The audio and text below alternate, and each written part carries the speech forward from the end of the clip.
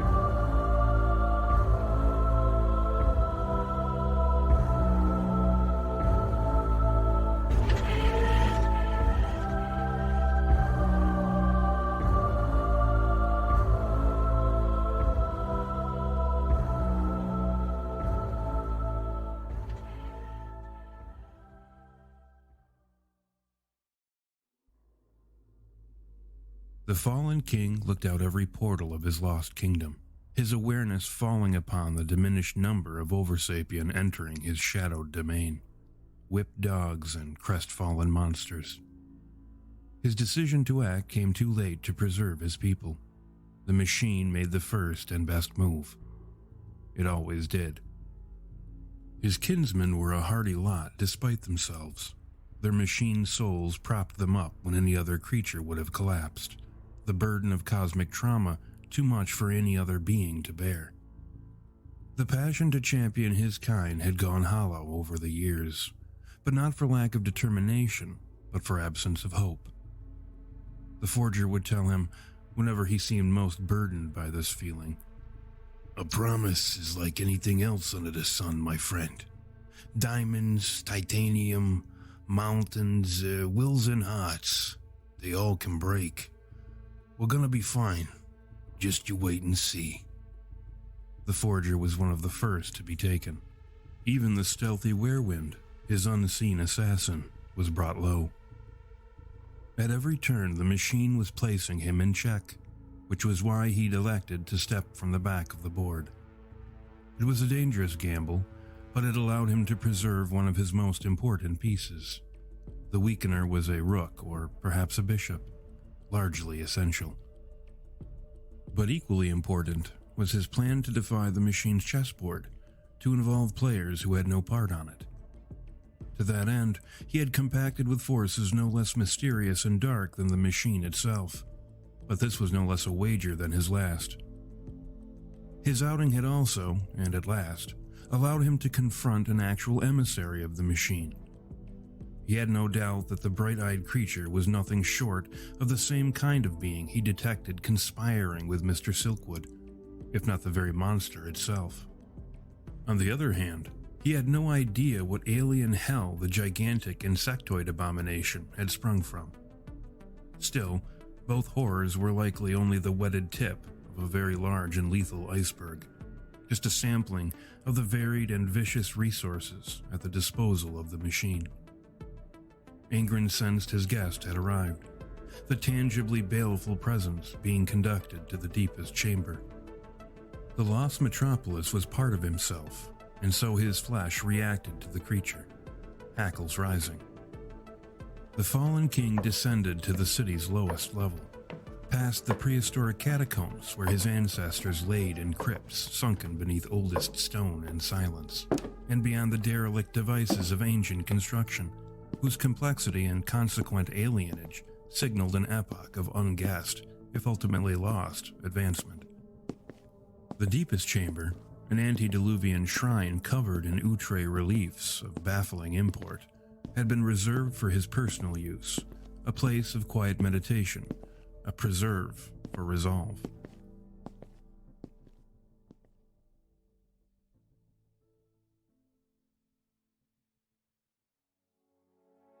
The man he'd summoned into the depths was standing in the corner, absorbing the shadows rather than laying beneath them, all except his eyes, pinpoints of muted violet. They were visible in the darkness, or perhaps through the darkness, for the effect was not furnished for the emission of additional light, but for the omission of the darkness surrounding them, setting them out as if the room were fully lit. "I am pleased to see you have finally accepted my invitation, Master Strahd. I've wanted to make your acquaintance for some time." "My apologies for the wait, King of the Oversapiens. But I'm a respecter of timing, and the latter invitations were poorly timed by my reckoning. However, now is perfect." "I see. I suspect you have some sense of my purpose in bringing you here." "Naturally. You seek my aid against the Maelenjiin, and yes, at minimum, I can do just that." "If you don't mind my asking, how did you come to know about the machine?" The violet-eyed man paused a moment before he began, crossing the room with his arms behind his back, his expression contemplative. "Its engineering is supernal, if you'll pardon the admiration of its construction, and has been compared to my own works. Or, I should say, the works of my kind. We compete in the same space, you see. It would be difficult for us not to be familiar, if not entirely intimate, with its legend, as I am certain the machine is no less familiar with ours, and for the exact reason. But despite our awareness of each other, our paths have not crossed, at least not with any weighted intention.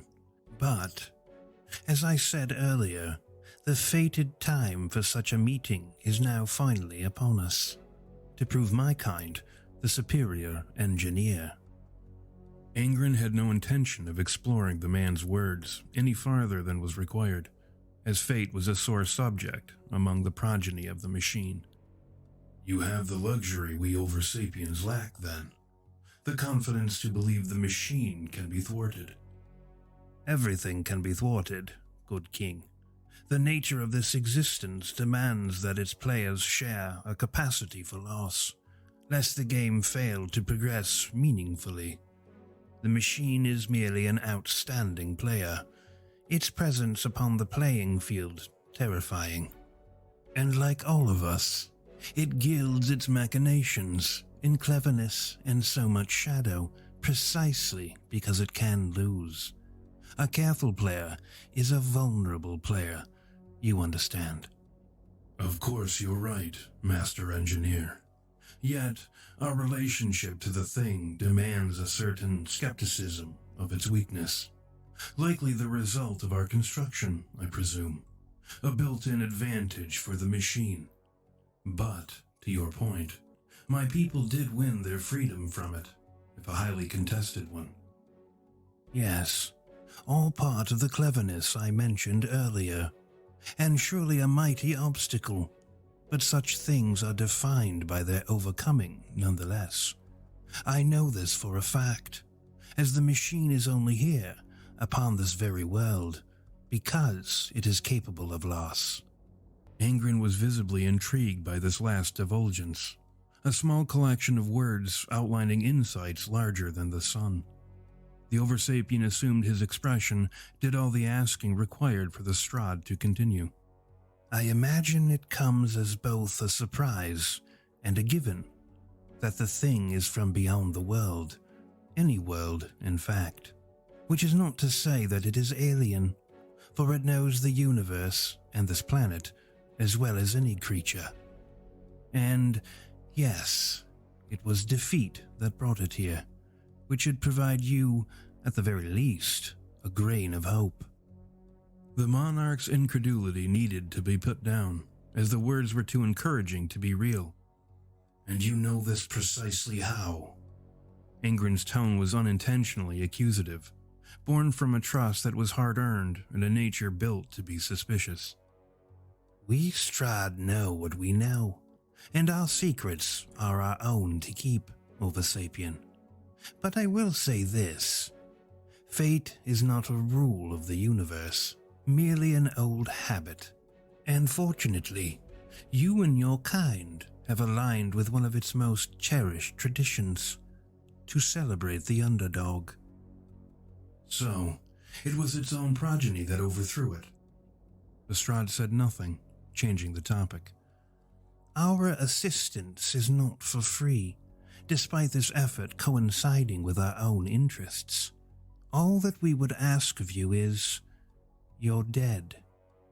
After the reckoning that is inevitable, and should you prevail, there will be many corpses on both sides. We would have them for ourselves." The man stated his demand with no inflection, no discernible appreciation for the morbidity of it. This was no negotiation, no place for bargaining or grandstanding.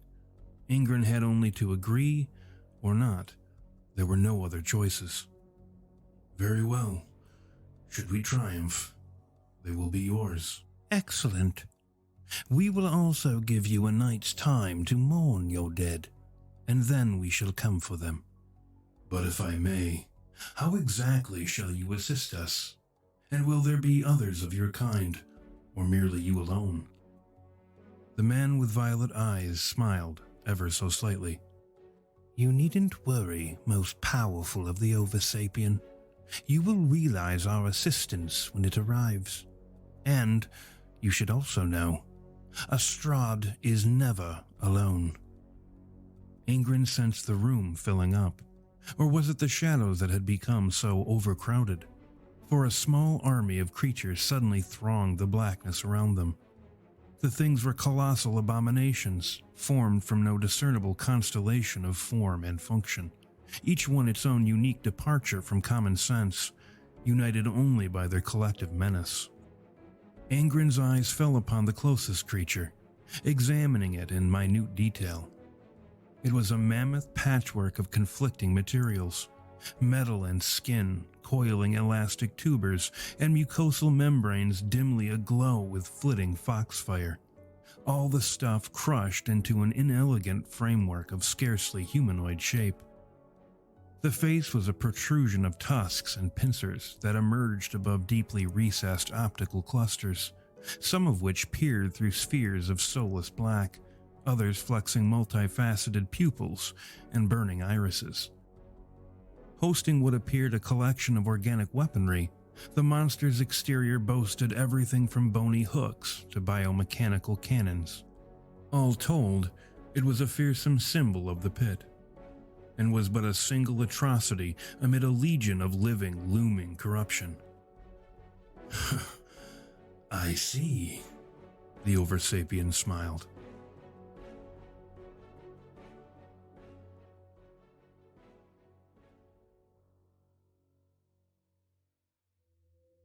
Keith tried to raise the corners of his mouth into a smile, fastened as it was to his very soul, the two inextricably linked in an unending attempt to deny the world's misery.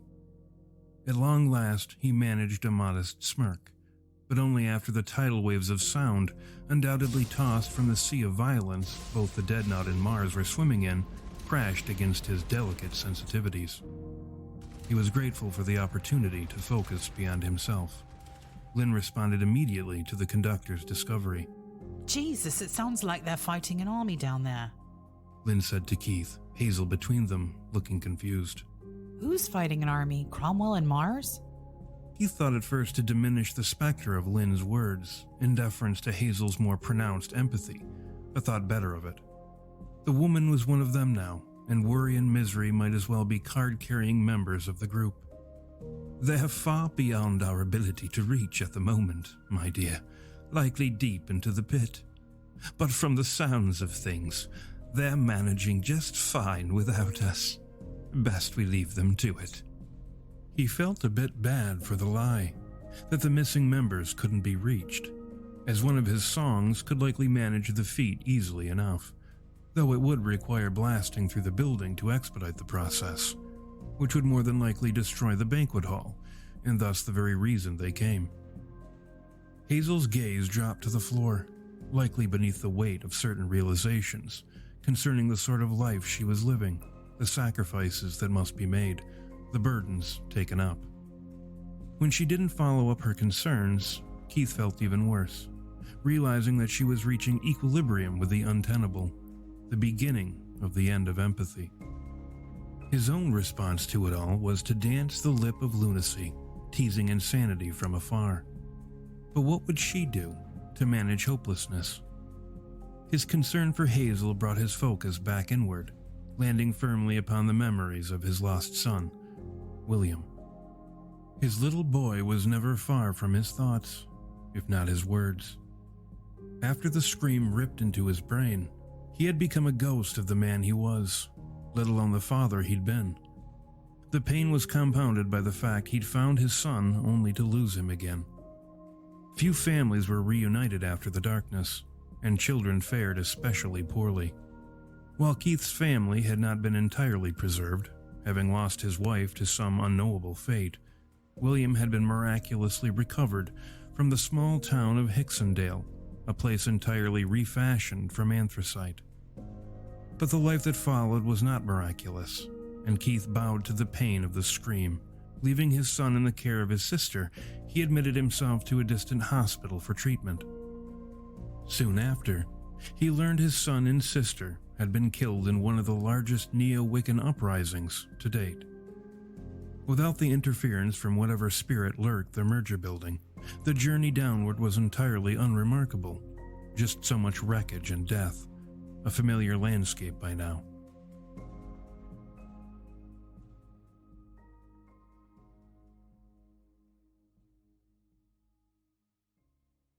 Rounding the final corner, the passengers entered a vast and crumbling lobby, its once extravagant construction a muted corpse of its former architectural glory. There were fallen statues and broken marble flooring strewn everywhere, and the ceiling had collapsed in places, the ghost of crowded halls and valued enterprise wandering the ruins. Keith realized the battle that sounded from below had concluded, and he searched the depths with his invisible song, but heard nothing. There it is, Hazel whispered, her flashlight landing upon the plaque placed above a set of large double doors. Detriment Hall, it read. Keith was about to comment on the discovery when a mechanical whirring sound made its way to his superior sense of hearing. Then the movement of something large crossed his sonar. It was a huge pneumatic staircase descending from above. Lynn shot Keith a puzzled expression, to which he only shrugged. Hazel finally noticed the device only after it loudly set down in front of the lobby's doors. What the hell? Was all the regressor said, looking to her comrades for explanation, both staring at the object, waiting to see what would stride down the expanse. Keith and Lynn detected the plot of a crowd gradually descending the mechanical staircase, the casual gait of a diverse multitude growing nearer. When the gathering reached the doorway, the lights of the lobby flickered on, filling the dashed spaces with stolen twilight, as if the room opened upon the dying sun. The passengers sank into the ample shadows formed by the scattered lights, examining the scene as it unfolded. A familiar voice came over the intercom system. Welcome one and all to this advanced showing of a true classic of the unseen cinema. The show will begin at 3 a.m. sharp, so please make ready. The crowd was a disparate thing, partaking from a rambling vein of human idiosyncrasy, some of which seemed to struggle beneath the header of human. Of the lot of outlandish strangers, one stood out most of all, a figure hidden almost completely beneath an absurdly wide-brimmed black hat, from which flowed an inky veil of translucent silk. Only the tips of their tarnished sable shoes escaped the cascading drape. Another set of lights struggled on, blinking the passengers into view. The newcomers regarded them only momentarily and with nary an interest. Keith was happy to be revealed and offered the crowd a slight nod as their collective attention wandered across him. Wanting to inspect the newcomers more thoroughly, he advanced closer, grinning all the way. A darksome lot, to be sure. He eagerly addressed the first dismal figure to meet his eyes. A lank woman with a thick streak of gray parting the blackness of her unkempt bob, her eyes the color of ash. A wonderful evening for a show, yes? Keith beamed from beneath his own unkempt hair, long tangles of platinum blonde running past his mournful eyes. Yes, I suppose it is at that. A mite chilly, perhaps. Yes, a little bit of a bite to the air. Tell me, my fine lady, on whose account was this showing advanced? I was certain such things ran to a decidedly rigid schedule. I'm sure I don't know. Just that delightful voice on the phone. It alerted me to the adjusted schedule. I see. May I inquire as to your interest in tonight's showing? The woman looked pleased for the question, even eager to answer it. Why, of course. You see, my daughter went missing during the darkness. Search as I did, I found no sign of her, save one thing. The older woman smiled dumbly as she withdrew a neatly folded piece of paper from her coat pocket. Unfolding it, she handed it to the conductor. I found this in a cave that had been repurposed into a movie studio. Pointing at a smiling woman dressed in 1920s formal wear, the woman said, That's her, Maria Sanford, my daughter. It even says so where the actors are named at the bottom of the poster. Indeed it does. Keith studied the Obscurian movie advertisement, reading its gaudily illustrated title back to the woman. A tale for the ages. Watch in stunned silence as the void courts a living woman. Behold, the bride of oblivion. The male sapien found himself desperate to watch the film, but before he could enunciate his enthusiasm for the piece of paranormal cinema, the tinny voice returned.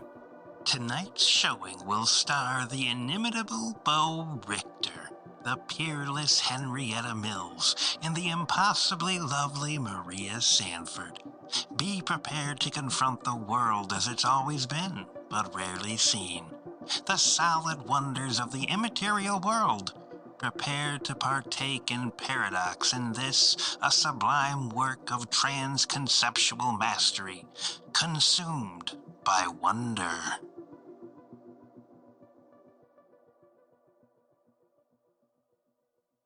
Thank you once again for listening to another episode of the Maeltopia podcast. To help us grow and spread the word, we'd love nothing more than for you to like, comment, rate, and review us on iTunes or your favorite podcast platform. You can also connect with us on Facebook, follow us on Instagram, and tweet us on Twitter for the latest original artwork and important updates. And for even more about our ever-growing literary world, head to maeltopia.com to read our dark fiction and gain access to giveaways and discounts with our newsletter.